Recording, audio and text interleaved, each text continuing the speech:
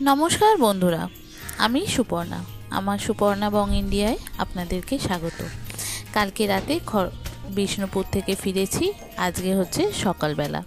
তো সকালবেলা উঠেই আমি আগে উঠে পড়েছি। উঠে মুরগির ঘরে এসেছি, এসে দেখছি ডিম দিয়েছে কিনা। তো তখনও পর্যন্ত এখনও মুরগিটা ডিম দেয়নি। তো আমি চারিদিকটা দেখে টেখে তারপরে মেয়েটা কালকে প্রচণ্ড কাজ ছিল,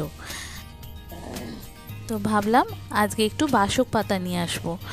তো একটু বেলা হলে আমাদেরই একজন পরিচিত আছে, তার বাড়িতে বাসক পাতার গাছ আছে। তো সেই বাসক পাতার গাছ থেকে কয়েকটা পাতা নিয়ে এসে আজকে মেয়েকে চান করাবো। এত কাশি হচ্ছে মেয়েটার, কি বলবো। আর এই যে লাউ শাক, পালং শাক যা আছে দেখেছেন, এগুলো মা বলেছে আমরা যখন কলকাতায় ফিরবো তখন আমাদেরকে একটু একটু করে তুলে দেবে। তো এই যে আমি রেডি হয়ে বেরিয়ে পড়েছি ওই আমার যে পরিচিত আছে তার বাড়ি থেকে বাসক পাতা আনতে। তো এই যে পাশের বাড়ির গাছে কি সুন্দর কত বড় বড় পেঁপে হয়েছে, দেখুন কত ছোট গাছে। তো যাচ্ছি বাসক পাতা নিতে। আজকে সকালটা বেশ ভালো ঠান্ডা আছে। তো সেই সকালবেলা মোটামুটি চাদর মুড়ি দিয়ে যাচ্ছি, না হলে আবার আমার ঠান্ডা লেগে গেলে বিপদ আছে। এক তো মেয়ের কাশি হচ্ছে, আবার আমার যদি ঠান্ডা লেগে যায় তাহলে তো আর দেখতে নেই, মেয়েটার কাশি আর জ্বর আবার শুরু হয়ে যাবে। এগুলো মেয়েকে আজকে চান করাবো। কয়েকটা বাসক পাতা পেয়েছি, আর মা এদিকে টিফিনে চপ করে ফেলেছে। দেখুন আজকেও একটা ডিম পেয়েছে।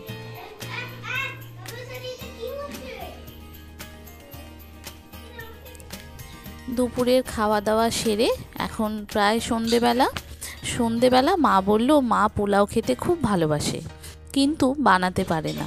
তো যখন আমার কাছে আসে কলকাতায় তখন আমি পোলাও করি একদিন করে, তো সেখানে মা খায়। তো মাকে বললাম এক কাজ করো, তুমি সব জোগাড় করো, আমি তোমাকে শিখিয়ে দিচ্ছি কিভাবে পোলাও করতে হয়। তো সেটাই মাকে শেখানো চলছে।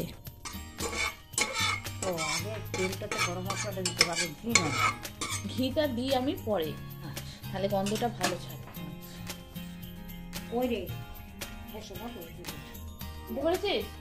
লম্বা লম্বা পেতে দে।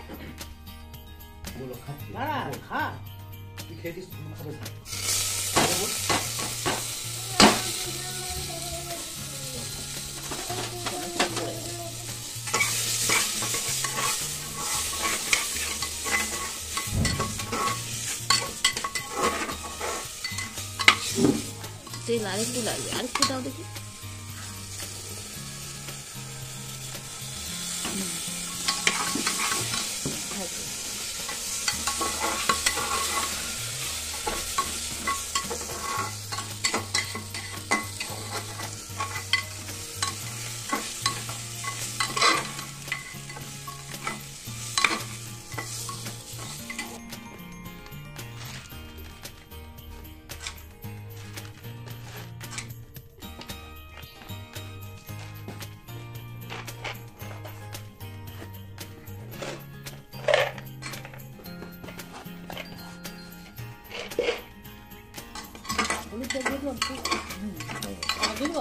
দেবে এটা নাড়ো, ভাজা হবে।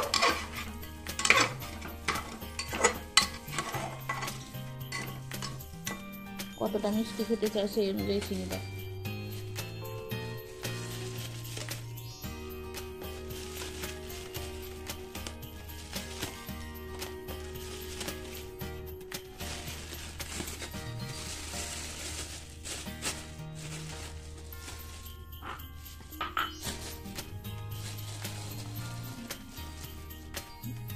ব্যাস ব্যাস, হ্যাঁ।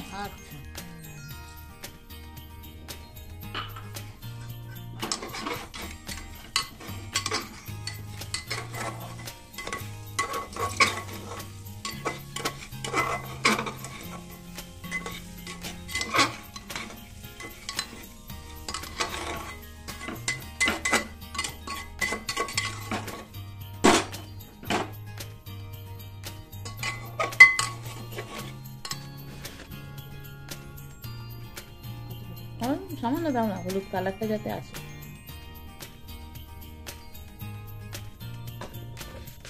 নুন দিতে হয়? হ্যাঁ, সামান্য একটু নুন দেবে। কত? একটু একটু একটু একটু। হুম।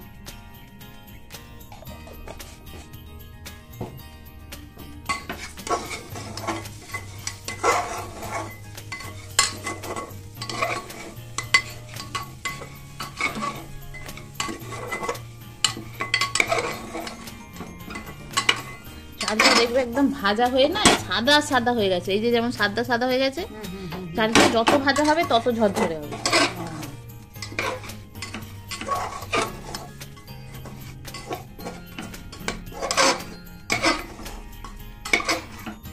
এটা কমই থাকবে? কমেই হবে, জোরে করলে চাল পুড়ে যাবে।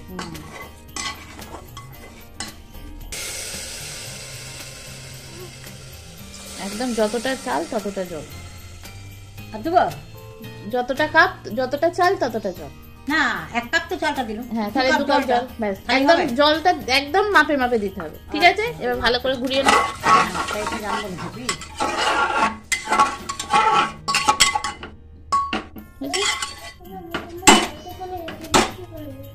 এবার উপর থেকে ঘি দাও 1 চামচ। এটা কি হয়েছে? একটু একটু কম।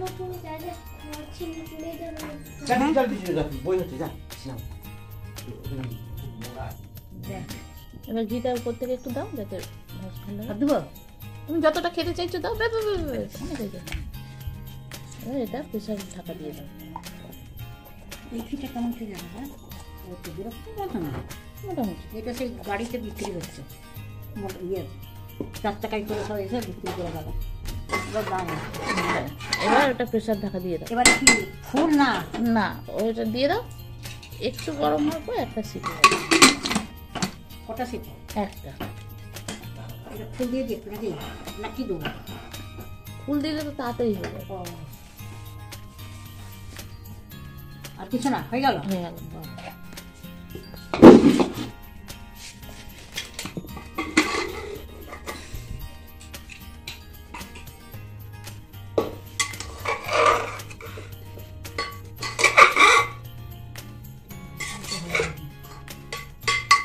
এটা আবার ঢাকা দিয়ে রেখে দেবে, ঝরঝরে হয়ে যাবে।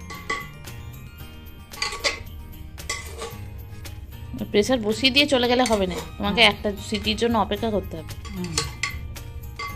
হ্যাঁ, এই তো হয়েই গেছে। আবার ঢাকা দিয়ে দাও, একদম ঝরঝরে হয়ে যাবে। গন্ধটা ভালো না?